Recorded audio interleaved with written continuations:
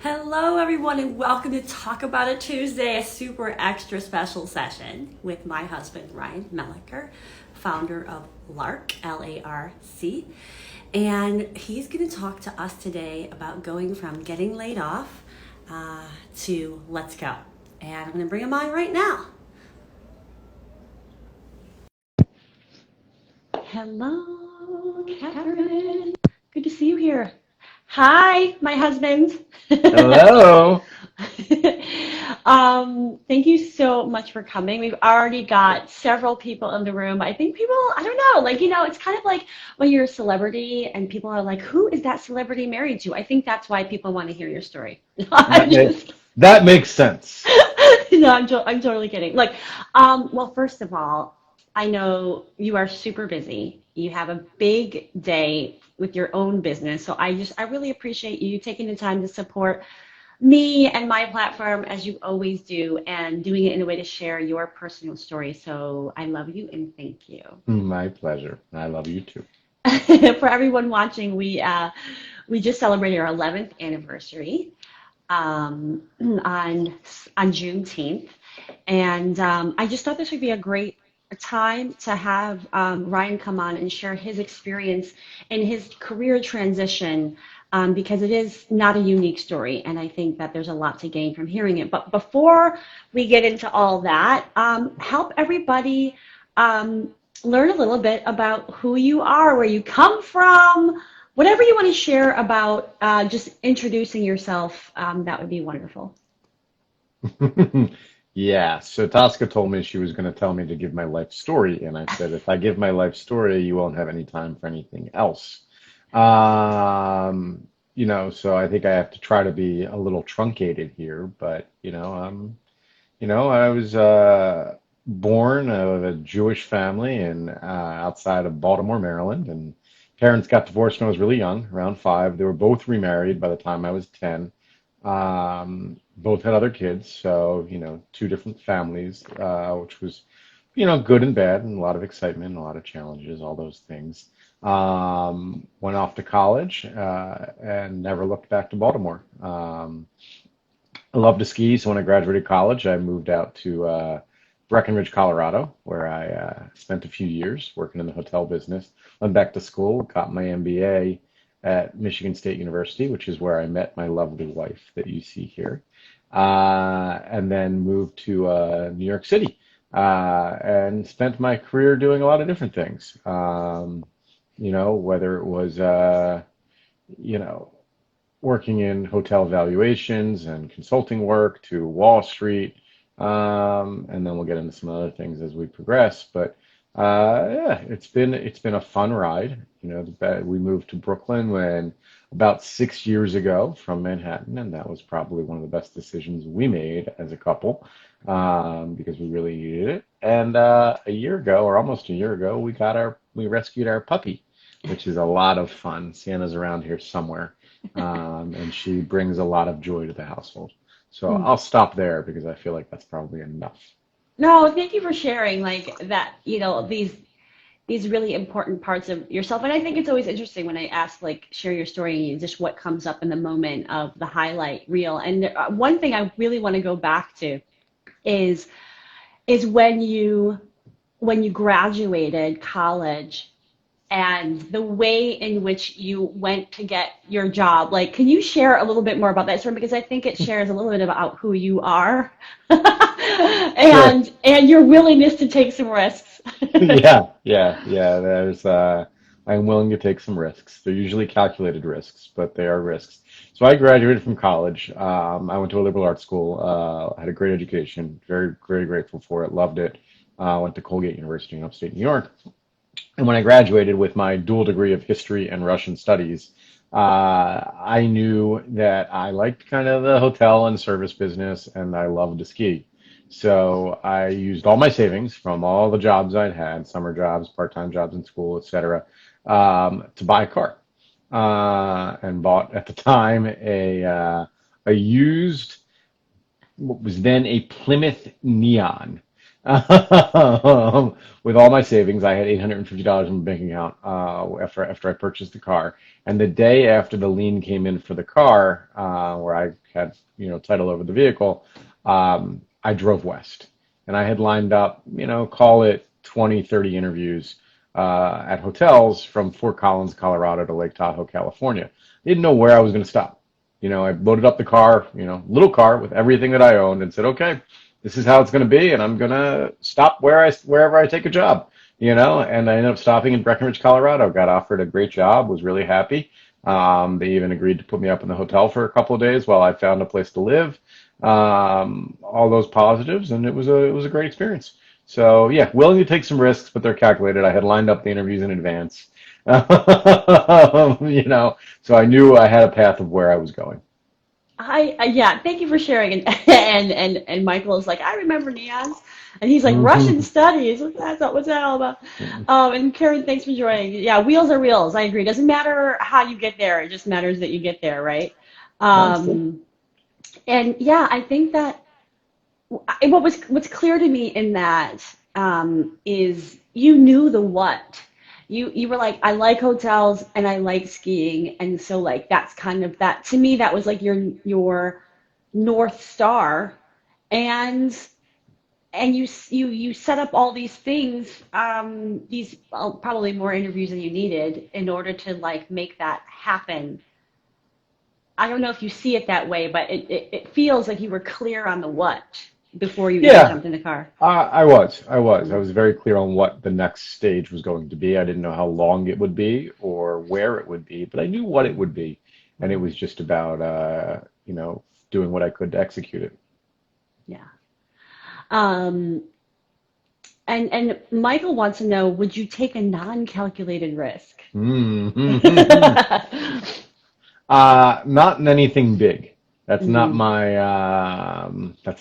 wheelhouse, I would say. I am a very logical and rational and calculating thinker. So things that would be, you know, life altering, I'm probably less inclined to do that.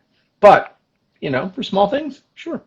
Now, I think it's funny that that's how you answered it because I would argue that launching your own business, you can only be so calculated about that risk. But we'll get into that, I think. Hmm. Okay. um, yeah, okay. So, you know, the bulk of, what we were going to talk about today was really about your journey in getting laid off and then what happened after that. Because I think, as you know, and for the, for the audience, I work with a lot of people who are, you know, trying to figure out what they want in their career. And so getting laid off can be a huge disruptor. It can be a very emotionally taxing time and all that stuff. So I love to just have the audience here. You set the stage for like, where were you in your career?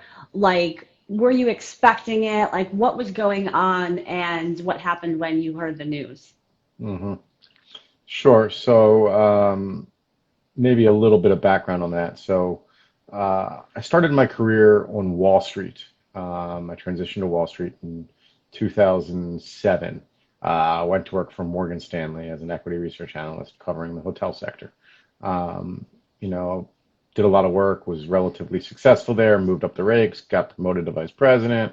And then I got an opportunity to launch my own real estate equity research platform at a boutique investment bank that nobody had really ever heard of, but it had a kind of a niche business that I thought was really attractive and lent well to the real estate sector and hotels. And just for a Um, quick pause for the layman, myself included, it's like you help people know whether you should buy or sell like that hotel property as an analyst. or that hotel, that stock. That stock, right? Yes. That hotel stock, Do you right? want to buy Marriott? Do you want to buy Hilton? Do you want to sell it? Or the owners of the properties that you've never heard of, the real estate Right. investment trusts, et cetera. Okay, just for those who are trying to track and they're like, I still have no idea what you do. Okay, Yeah. yeah. And I launched the platform, built out a team. It was successful, and then the company started to have issues, largely driven by what I would refer to as a CEO who was all vision, no execution. And while I had thought he had the right people on his side steering the company the right way and making smart business decisions, I later found out that wasn't the case. So we were able to successfully lift the real estate vertical, the whole platform, out of that company, which was going under, to a Canadian broker dealer. And I was there for a couple of years, built up the business, was successful there. I think internally I was ranked like the number two analyst out of the 30 or so that were there across the U.S. So things were good, highly regarded. And then in September of 2017, 10 years after I had started my career on Wall Street, I'd progressed, been doing really well. Um, my whole team got laid off. They decided that the real estate vertical wasn't something they wanted to be in anymore. So it was, I would say it was surprising. It caught me off guard because 2 months earlier we were expanding the team and they had us hire more people, and then they turned around and said, "Okay, sorry, we're getting rid of this vertical altogether. We're not investing in this anymore," which was interesting. Now, I think superficially at first, I had the view, okay, this is amazing, this is super positive, for two reasons. Number one was I never wanted to be on Wall Street permanently. I had always thought that I would transition to some type of corporate role down the road, whenever that may be. And so this may be okay, maybe this expedites it. But two, which was also, again, like I say, superficially, the concept of, well, if I was going to leave Wall Street on my own, I was probably going to leave a lot of, you know, call it, financial security on the sidelines. And, it's rare that you're able to leave and go pursue a position that you want while also getting some of that financial security, which happens when you get laid off, especially from a Canadian bank. So we're very good to their employees. So, we were able to, I got let go and I felt pretty good about it. Like, wow, I got a pretty attractive severance package here. And this is, it allows me to pursue what I want, which is great. So it's superficially, I was really, I felt really good about it. But I think deeper, I also was really concerned because for the past, call it 15 years of my life, one of the major ways that I identified myself was with my career.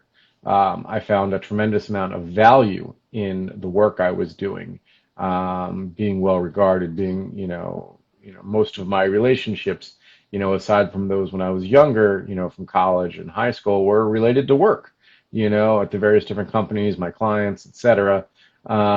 Work was everything. So it was kind of, I walked away and I didn't realize it right away, but there was always something eating at me, and it became pretty clear that there was this, well, who am I now situation, this lack of identity. If I'm not this, what am I? So I think that was something that was pretty hard to grapple with, and it probably led me to make the wrong decision, in terms of my next move. And you know,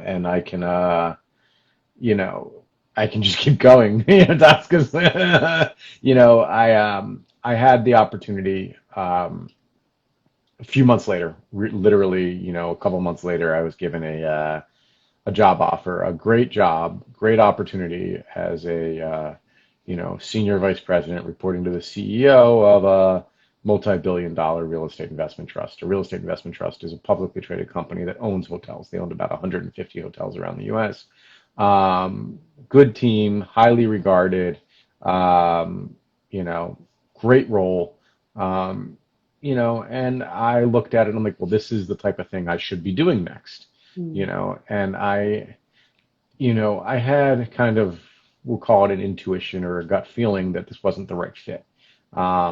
That I wasn't, for one reason or another, that like this team, as much as I liked them and respected them, it probably wasn't my jam, if you will. And I was going to have challenges with that. But I pushed those feelings aside and ignored my intuition because I wanted to believe that this was the right thing, and because I was going through this identity crisis, and I was like, well, this is a good identity that I want to be tied to. So I pushed for something that probably wasn't that I know now wasn't the right fit. And and I took the role, and I realized, within a few months that it wasn't the right fit, and had a chat with the CEO, and and she tried to be as helpful as she could. She's like, no, I'm not going to let you leave. This is too important. What are the issues? Let's fix them. Mm. She was a fixer, if you will, someone that really wanted to try to solve the problem.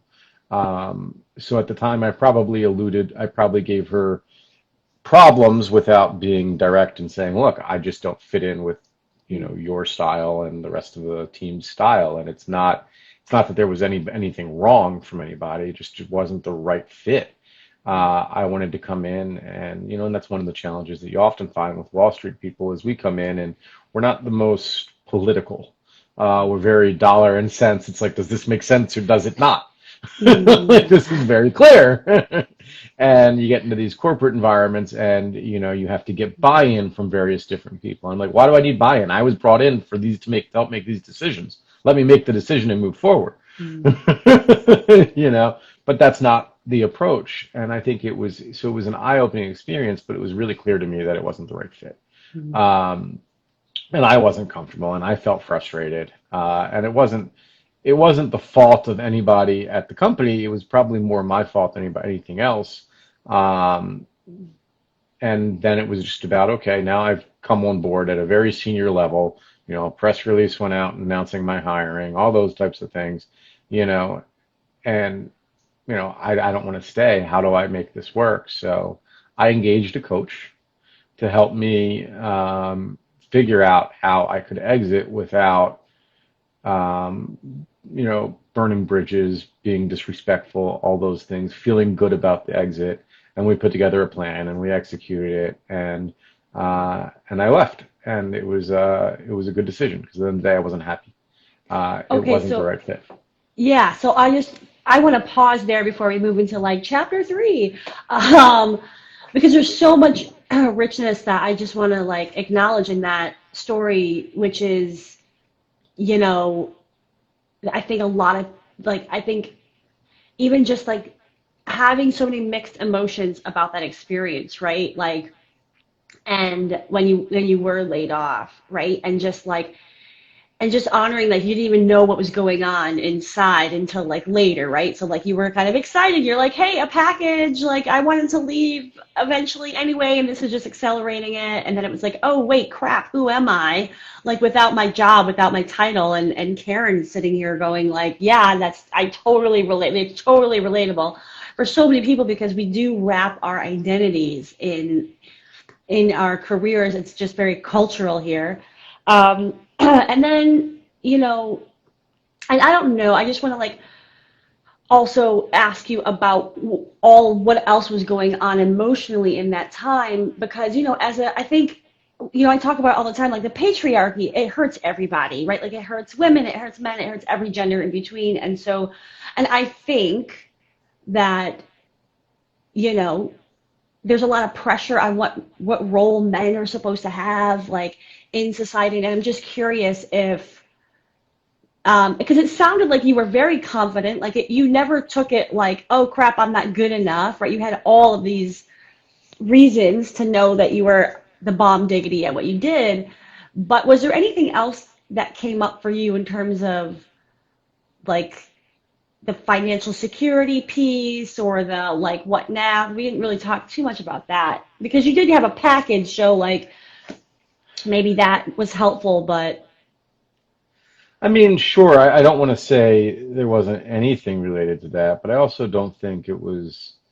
Um, I don't think it was the forefront of the underlying challenges I was facing. I mean, I think at the end of the day, um, I mean, you and I have always approached things as a team. We don't take the typical male-female roles in society going back to 1950s. Right? You don't see, I'm not the handyman working on the sink, and you're not no, he's definitely not the handyman. and she's not making dinner every night. No, I'm not. So I don't think it, so I think that role is a little different. I think much more from I am a as you know, I'm a very independent person. I don't like relying on other people. So I think the concept and the thought of, okay, well, I don't have income coming in, um, was probably was a concern, and I need to be independent, and I need to have Mm, income and figure out how I'm going to have income. But I also knew I had some time, and we were fortunately financially secure that it wasn't a concern. Oh my God, how are we going to pay our mortgage if I don't have a job in the next 6 months? That wasn't the concern. The concern was I need to I need to feel good about myself and bring in income.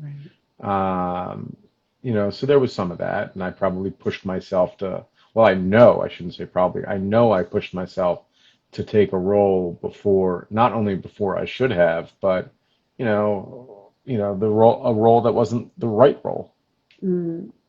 And do you think, thank you for extrapolating on that, because it can be so complicated when we're in these situations, and I'm wondering, like, if part of it is because they were wooing you, right? Like, is part of it like what you were going through, like, gosh, it's nice to be wanted, and did that push you as well to like want to take it, or was that not part of it? I'm sure it didn't hurt. I don't think that was a big driver of my decision. Mhm. Uh, I think the driver of my decision was more that I wanted I think again, it goes back to that identity issue Mhm. and the concept that, like, okay, if I'm not this, what am I? And then all Mhm. of a sudden you get this great opportunity, a great job, for a well-regarded company that shares a lot of the values that I share. Right. I was like, oh, great, this is perfect. Like, this is great. And then when you go through the process, you realize, you have some reservations, and the company, the team. So you knew that there were probably some things that weren't quite right, but you kind of push those thoughts and feelings aside, and focus on all the good, which is what I did. And unfortunately, as you dig in, it comes to, like, well, there was all this other stuff, and I knew about it before. I just kind of ignored it, and again, it's not a knock on them as much as just that, it wasn't the right fit, Right. You for me. weren't honoring what you were feeling about, you weren't honoring the nagging feeling. It was like, it's kind of like dating, right? I talk about this all the time, right? It's like, Hmm. oh my God, that company looks so great on paper. It's like, it checked all the boxes, the title, the thing, right? And it was like, ooh, but there's something that's just not quite right about, And it's like, well, let's just ignore it because he got me flowers last night. So Yeah. what, uh, yeah, so like, for people, because I think it's so important to just dig into, like, for people that are struggling, right, with like, gosh, I want to feel good. I want to have this job. Like, who am I without this? But they have these other ooh, this isn't like, I'm not feeling it. Like, what kinds of, what would you do? What advice would you give people who are struggling with like, again, their identity being wrapped in their job, and like maybe heading in directions that they know are not their truth or what they feel is in their best interest? I mean, look, I think that we all are going to struggle with what our identity is. I think it's about reminding ourselves that we are more than one thing. And I think it's incredibly important for everybody, myself included, to not let our work define us. I think when we are defined by our work, it can become all encompassing, and we lose sight of other things that are incredibly important, like your family, your friends, other values you may have, etc. And I think that's when Mm. we get into trouble, because it's easy to lose one of those things. You can't lose them all. Mm. Gosh, yes. I mean, I'm definitely gonna be replaying this for some clients. Um, yeah. So, and oh, you're getting some support. We need more Ryans in the world. You're getting some love here. I agree. And so as you mentioned, you stepped into this role. that you found out pretty quickly it wasn't the right fit, and actually, and we have Karina is saying unhealthy work environments, are soul sucking and detrimental to one's emotional and mental health. And I'm curious, like, did you feel that in the moment, like, or did you realize like afterwards, oh shit, like that was not a situation I want to be in? Like how was that experience for you?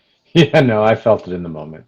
I felt it in the Mm, moment. I found myself feeling stressed when I shouldn't be stressed. mm, Not looking forward to going into the office, things like that.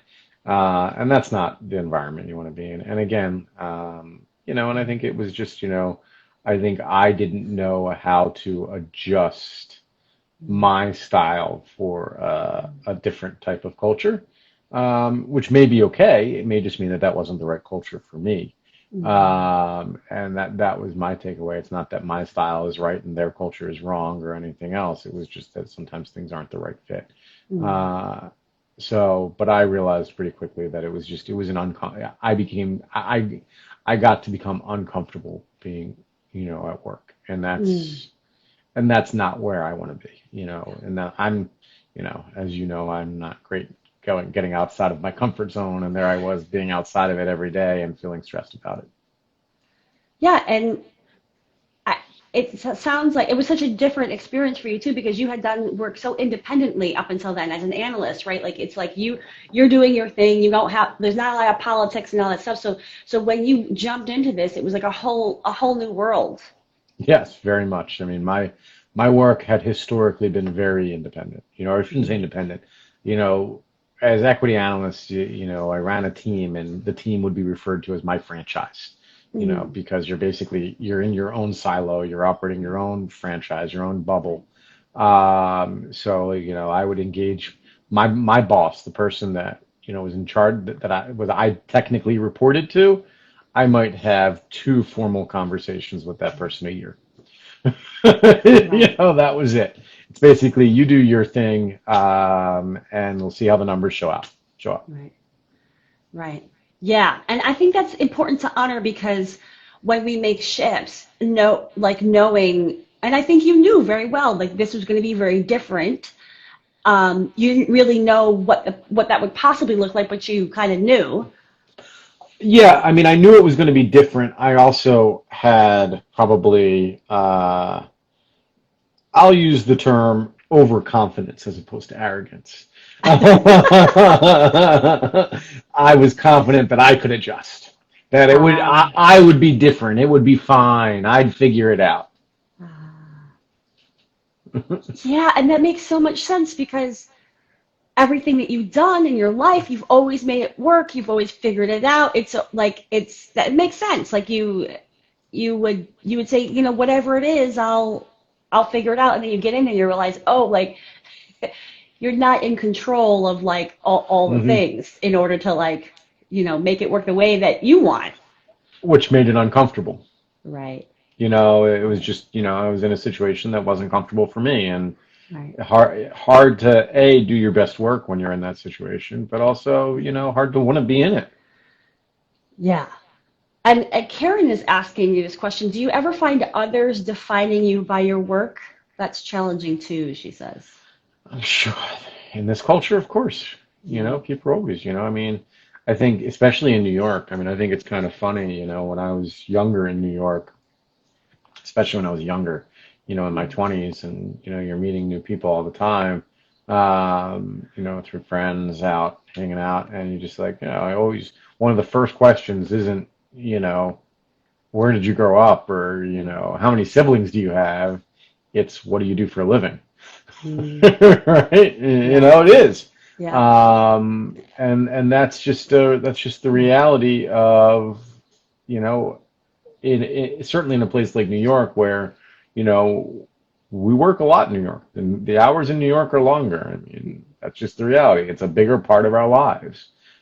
So it is a bigger, people define you by it, and we define ourselves by it. And I think that's a challenge, and it's something that we all need to work to push past. Yes, and change. It's one of the reasons why when I introduce people on Talk About It Tuesday, like even in my advertisements, I don't. just talk about, hey, this is what they do. It's like, this is what they're into. These are their hobbies, or this is how they identify in other ways, like as a dog dad or whatever, because I think it's important that we don't make ourselves one dimensional in terms of like who we are. And yeah, I think it's, you're getting a lot of feedback here around like people just find it fascinating to get the male perspective on your experience because I think that we don't always hear how things impact men and the truth and the vulnerability of sharing like, oh shit, like I kind of made a decision that I shouldn't have, or I pushed my gut feeling down. So again, I just want to like honor and say thank you for sharing your truth about all of this because Hmm. we don't hear it very often. Um, and yeah, and like Ashley is saying, I once took a job after assuring myself I could simply adjust. And gosh, doesn't that put a lot of pressure on ourselves to say, I can make it work, right? Like, Hmm. I can just put up with stuff and I can make it work. Of Because I course. think you tried that for quite a while. I did. I Yeah. tried. I tried to make it work. I wanted to push past it. I tried. And look, and I think that the company and the leadership wanted me to make it work and, Yeah. you Yeah. know, and saw value in me. And they were just trying, but I think it just push came to shove and it just got to a point where Yeah. we all knew it wasn't the right fit. Yeah. And I want to honor too, because you talked about, right, like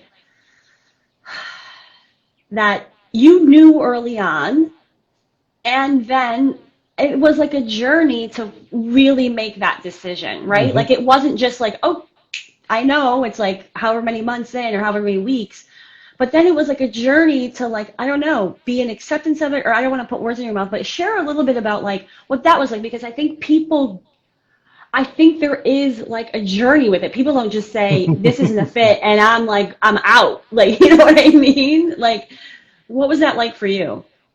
Well, I think, and maybe it was unique for me in that I wanted to believe that it was a fit before I took the job, but I think intuitively I knew it wasn't. And pushed past it. And then I got into the role, and within weeks, I was I was like, whoa, this really isn't a fit for Mm-hmm. me. It wasn't months, it wasn't years, it was days or weeks where I realized, okay, this is going to be really hard for me, and this isn't the right fit. But yeah, so I realized that right away, but I also realized wanted to push for two different things. Number one was, but this is a great role and I want it to work, so maybe I can push through this and it'll get better. And two, if it doesn't work, this was very public, me being hired, them putting out a press release, me being one of the public faces of the company, that was a challenge. And I didn't want to, make the company look bad either if I left, because it wasn't necessarily an indictment on the company for my departure as much as me probably making the wrong decision. Mm-hmm. So So much you're balancing taking, those things. yeah. You're taking so much ownership. I just want to acknowledge that. And I'm not going to say anything about, I'm not going to say anything else, but you're taking a lot of ownership over you made this decision and it wasn't right, right for you. And clearly you have a lot of integrity about like how you want to exit and making sure that you're kind of doing no harm to the organization, I think, as well as yourself. Um, and I don't think, yeah, I'm not sure everybody feels that same kind of like, I owe it to the company. I And mean, and not everybody needs to. And not everybody needs to. I think everybody it's all different. And mhm, I didn't feel like I owed anything to the company. mhm, I just felt like I wanted to do it the way that I thought was right. mhm, You mhm. know, it wasn't about owing them something as much as owing myself to Yes. to to do it correctly, because I felt like I was the one that made the wrong decision, because Mm. really the reality was I knew these issues going in and came in anyway. Yes, I love. Yes, thank you for clarifying because I personally as well, when I have left jobs wanting to do it in integrity and wanting to do it in a way that I can like hold my head high, regardless of the situation. And I think other people also struggle with, well, how do I do this? How do I do this well where I have no regrets? And I think that's where we left off, which was um, when you talked about hiring a coach, and talk a little bit about that for a couple of reasons. Number one, right, like you were you had to warm up to the idea, like um, and share a little bit about warming up to getting a coach, because I think that that's also a beautiful part of the story. If I can, I mean, if you don't want to talk about it, you can always say like I passed. No, it's But fine. I think a lot of people resist getting external support when they're struggling. So, with the continued advice of my lovely wife, I, I decided that I should engage a coach, a new coach, to help me transition out of the company. When I engaged the coach, I knew I wanted to leave. And I had the initial conversation with the coach, and I walked through it, and she was pretty clear. She's like, okay, you clearly know what you want. I'm not going to dig deeper or try to get at why. Let's talk about the obstacles and the challenges and your feelings as to Mm, your concerns with it, and figure out how we can move forward. And we talked about it, and she put together, or she helped me put together a plan. mm, Um, for exiting. And it was a plan that, I think, ended up working very well.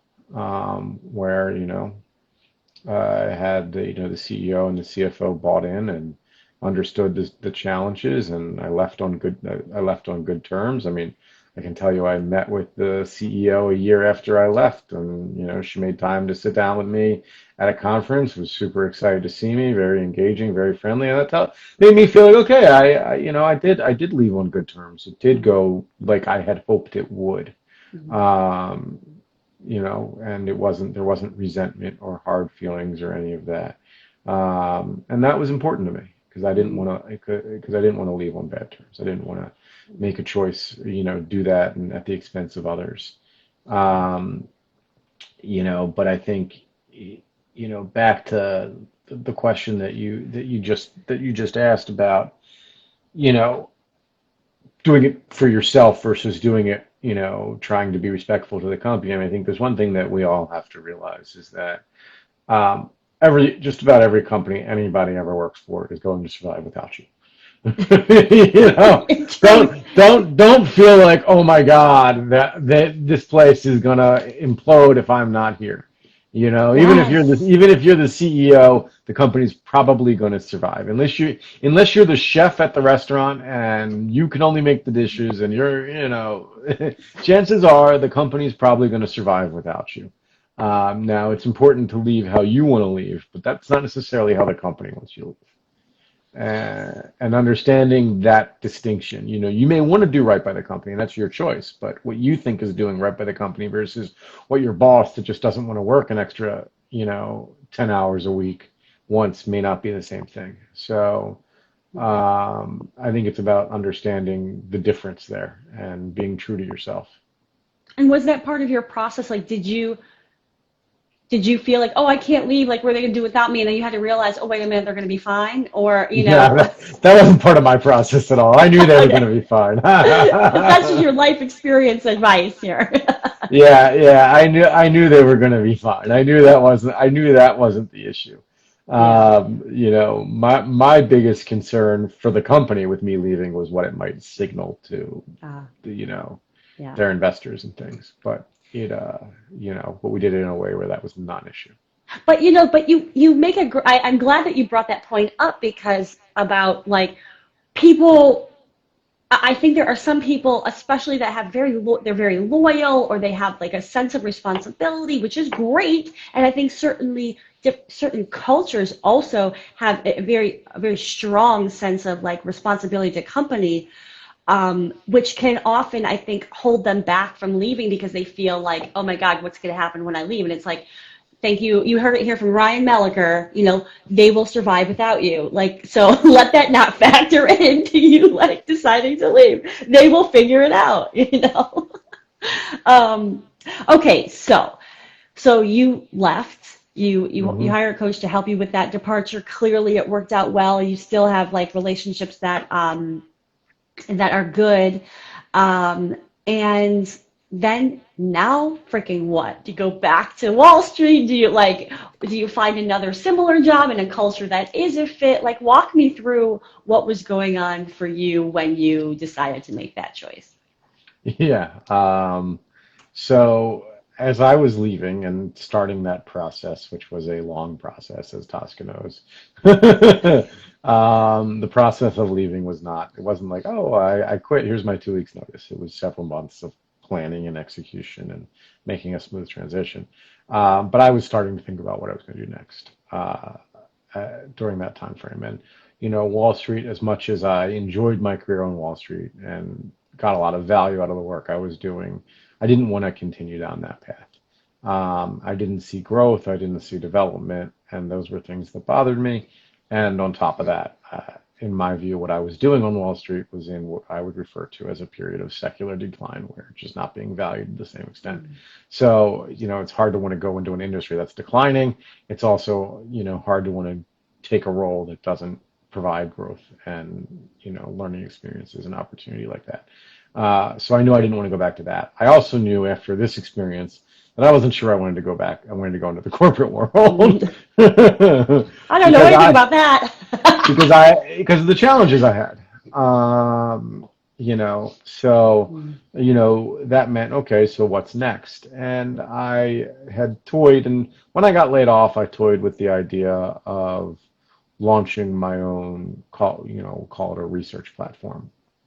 And I had spoken to a couple of parties that I thought might be good fits for me building this research platform into their companies. Um, and it didn't go anywhere, and I wasn't pushing it very hard. And I was just kind of toying with the idea. But as I was leaving, this latest role, I realized, okay, this is something that I think I can do, and I think could work. And I put together kind of a brief business plan, first in my head and then on paper of what I wanted, what I envisioned, and what I saw would play out. And then I put a list of what I refer to as partners together, whether it be companies or individuals that I thought would benefit from the platform, either because of strategic synergies or maybe cost synergies, financial synergies, et cetera, and started to engage them to get a sense. And I ended up, having great conversations with my current partners, who basically, from day one, were like, "This is a home run. We want to do this with you. Let's make it work." And we sat down and we walked through all the details, and we were, very flexible. The negotiations were very transparent and open with one another.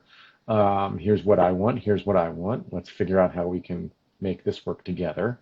And we came to reasonable terms. And I've been working with my partners for, I guess we agreed to terms of the contract probably 2 years ago now.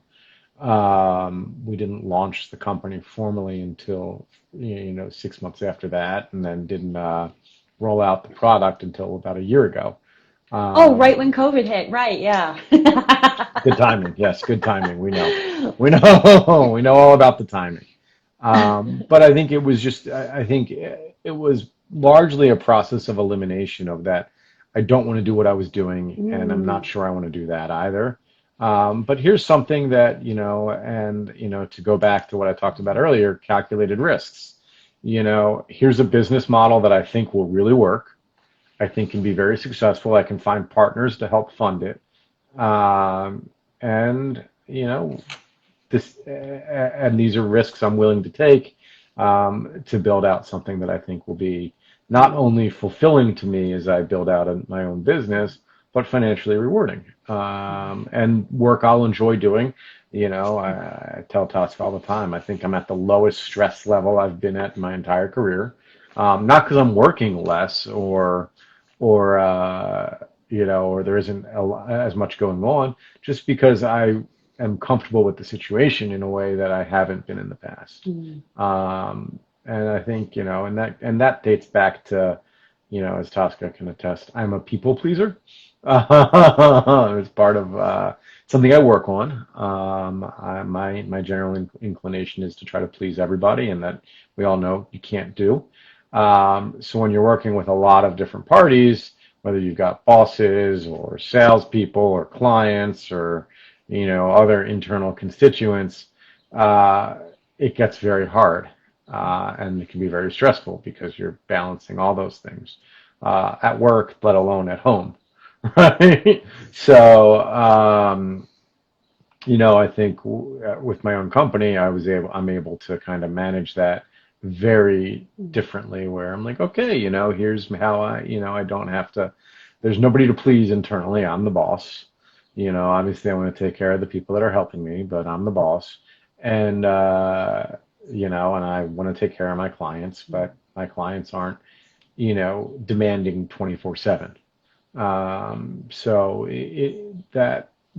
that level of stress related to people pleasing has really gone away, Mm. and that makes it very good, and that has been a big help for me, and I've really enjoyed it. And I think it's work that, as it takes off, is very fulfilling, very gratifying.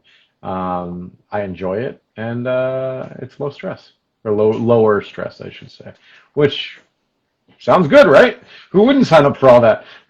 Yeah, no, I mean, well, first of all, I'm just so happy that you're like happy and comfortable and and where everything is. And it doesn't mean it's been easy. It doesn't mean, COVID hasn't made it more challenging than you were hoping. And I think that there is just something really, really important there to pull out around knowing, right, like having this awareness of like your people pleasing and how that has creates a lot of stress for you, and now you're seeing how can I you built a situation where you're not put in that situation, like to people please all these different parties, right? You have to please me first and foremost. No, I'm just kidding.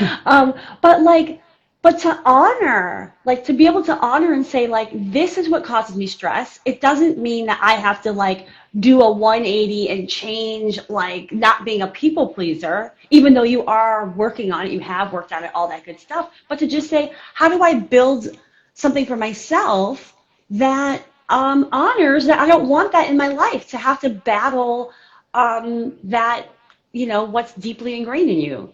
Hmm. And I think that's, Exactly.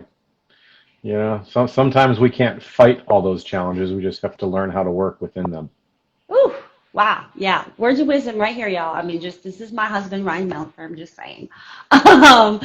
Um, there's something I want to also pull out here too, which I know we talked about a little bit that I was gonna cover, right? Because I just want to like name, right? There's so much privilege in all of how you've been able to like grow your career, how you've been able to like find partners, even like how you've been able to get support, right? To build the thing that you wanted to build. And there's a lot of just inherent kind of privilege in all of that. Uh, so I want to honor it. And also, there's a lot of bravery and courage and kind of not knowing and still doing it anyway. Um, but I know not everybody might have those same opportunities that you have. So, I'm curious because I know you have an awareness of this. Like, how has that awareness played a role for you in your journey?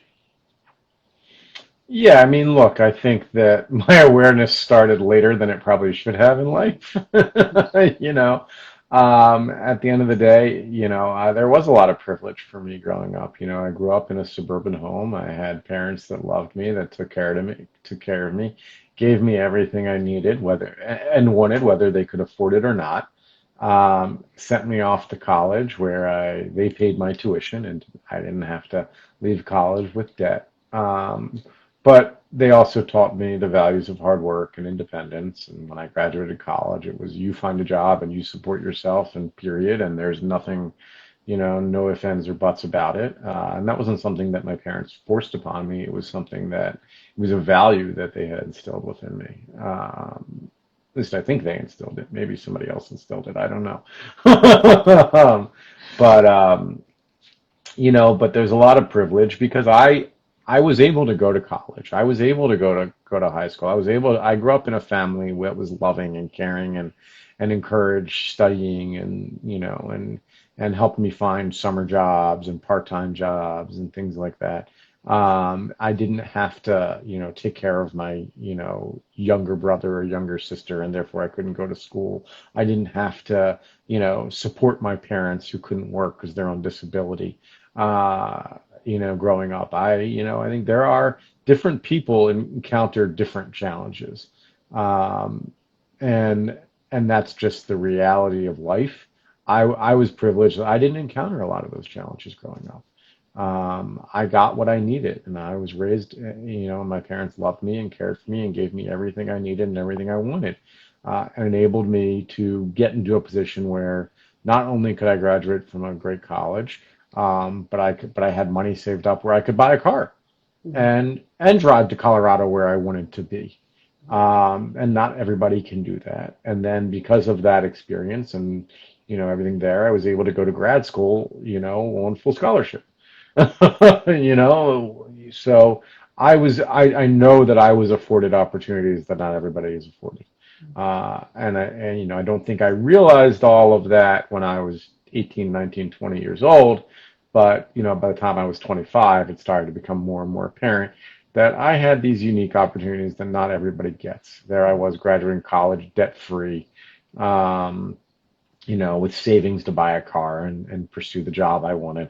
I could leave town. I didn't have to stay here because I couldn't afford it. All those types of things. And I think that stood out. And, you know, you can call it white privilege. You can call it, upper middle class privilege. You can call it anything you want. At the end of the day, there's privilege tied to it. And I think, white versus, when people call it people talk about white privilege, which I think does exist, and I think there's something out there with it. Um, it's also, socioeconomic, right? At the end of the day, unfortunately, our social systems are set up where the vast majority of our lower income households are people of color. Uh, and those people of color don't get the same opportunities that people in higher income households get. And why are those, and why are so many of them? Now, can people come out of that? Sure. But it's a lot easier to be successful coming out of a middle class household when you don't have to take care of your kids or your parents. You don't have to work full time while going to high school, all those types of things than it is when you're when you're in a middle class or an upper middle class household where you can focus on school. That's just the reality. There are differences, and and I wish it wasn't true, but I think our systems are ones that are intended to keep those down, that are down, keep them down. It's not about lifting people up. Our systems aren't about that at all. If it was, and this is one of the things that I push on all the time because I work, my work is in real estate, you know, schools are funded by property taxes, right? Well, who pays the most property taxes? The wealthiest. Therefore, the wealthy, look at the income, look, across every city around the country. I would encourage anybody that's paying attention to check out the dollars spent per student in lower income neighborhoods versus upper middle class neighborhoods. And it is Yeah. a staggering difference. And it's very hard to get out of that. If education is important, education, my lovely wife always says education equals opportunity and opportunity equals freedom. And I believe that. If education is the crux of creating your own freedom and you get a worse public education than wealthier kids, how the hell is that equitable? Right. And well, first of all, I appreciate you sharing like the multiple actually ways that we can be privileged, right? You talk about privilege in having loving parents, privilege in not having other people that are relying on you to take care of them, privilege in socioeconomic status, all that stuff. Um, and and I also just want to honor too that the way that you live your life also, you talk about calculated risk. You live your life in a way that you assume no net, right? Like that you're always very smart about each step that you take to be self-sufficient. Um, and and part of that, right, is in those moments in time where you're getting hired by other companies and you have contracts to sign, you're engaging lawyers to make sure that you are looking out for you, and you're doing it in a very smart way. And like that kind of investment, and like let me pause and do things in a way that will that are in my best interest, is also, I think, something I just want to like call out, because not everybody takes the time to say like, let me make sure I do this right, because we're just like, oh, I got a job, versus like, no, no, no, pause. And is this the best deal that you can get? And is this in your best interest? Which you always do, which I'm hoping is rubbing off on the audience that's live and and that watches it after the fact. Um, so I think that there's privilege, and there's also how you choose to walk through life. And I feel privileged to have found you, and that you are my husband. And that you talk about taking calculated risks, but at the end of the day, we never fucking know, right? Like we never really know what's going to happen. And That's why they're what still I called risks. yes. And you took a bet on yourself. You placed a bet on yourself when you decided to launch your own thing. You knew you had an idea, and you believed in it enough to say, I'm gonna place my bets on myself. And like I just want everybody out there to hear that. Like there is no greater bet, there is no greater investment than in the idea you have in your heart. And that's why I'm honored to be your wife, because like I appreciate that you honored that. And without any guarantees, and like, we both think it's gonna like be awesome, and if not, at least you honored it, right? Like Hmm. that it's your truth. Um, so yeah, so I know we're coming to an end here, and going back to this idea of like getting laid off, kind of maybe making a decision that wasn't in your best interest, and then going to entrepreneurship, like what are the nuggets that you want people to take away from your journey? Like what do you want people to know that you wish you knew, as we kind of come to a close? I think first and foremost is trust your gut. Your intuition probably tells you things that your mind wants to block out. And this is coming from probably the most rational person you've ever met. You know, I am extremely rational and I believe in logic and everything, but sometimes there are things that you know that you push aside. So trust your gut. Make sure that you understand what you're feeling beyond just what you're thinking, because that can be pretty important. Um, and the other thing that I'd say is, as you think about your careers and your advancement, focus on you, do what's best for you, and that may mean doing what's best for the company at times, but at times it may not. And knowing that difference, I think, is important. I think as we all focus on what's best, if we're all able to focus on what's best for us, uh, in terms of careers, we'll be a lot happier and we'll figure things out a lot faster. Yeah. Thank you for that. Definitely getting an amen from from Ashley. I think when you were talking about privilege and lots of, yeah, power couple. Yeah, I agree. Like favorite couple here. You're not going to get it very often here on Talk About It Tuesday, but yeah, I love that. Trust your gut, understand what you're feeling, and do what's best for you. At the end of the day, like those are three great pieces of advice. Um, and yeah, I mean, thank you so much for sharing this story. Like, I think that we need more people sharing their journey, and not just and here I am, I made it, 10 years later. We Mhm. need the story in between the story, because uh, we all struggle. And thank you for sharing what that looked like for you, and how you kind of overcame that rocky road. My pleasure.